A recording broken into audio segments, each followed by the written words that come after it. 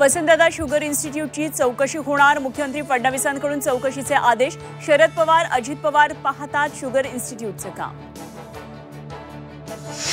शेतकरी कर्जमाफीसह विविध मागण्यांसाठी बच्चू कडूंचा महाएल्गार। नागपूरमध्ये आज भव्य ट्रॅक्टर मोर्चा। हजारो शेतकरी सहभागी होणार।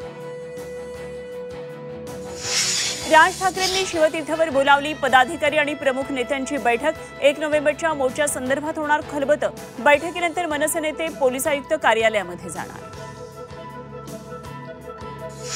राष्ट्रवादी शरदचंद्र पवार पक्षाच्या बैठकांचं सत्र सुरूच। आज ठाणे मुंबई आणि मराठवाडा विभागाच्या बैठका।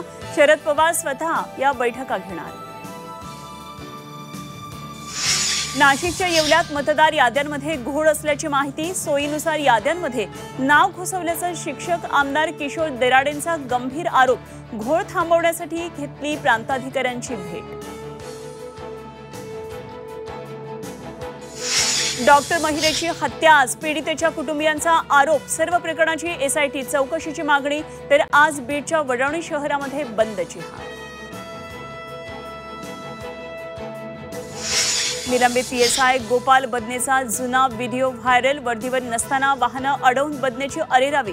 जुन्या व्हिडिओमुळे गोपाल बदने पुन्हा वादात। पुण्यातल्या जैन बोर्डिंगचा व्यवहार रद्द झाल्यानंतर गोखले बिल्डरचे 230 कोटी बुडणार का? धर्मदाय आयुक्तांच्या सुनावणीकडे लक्ष। जैन मुनी आंदोलनावर ठाम। गजा मारणे टोळीतला गुंड रुपेश मारणेला अटक। मुळशीतल्या आंधगामधून मुसक्यावल्या। कोथरूडमधल्या तरुणाला मारहाण प्रकरणात गुन्हा दाखल।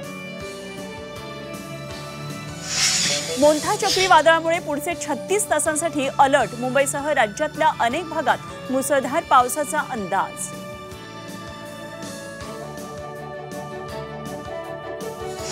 पावसामुळे मुंबईची हवा सुधारली। मुंबईची हवा चांगल्या श्रेणीत। 2 दिवसात AQI 45 वर।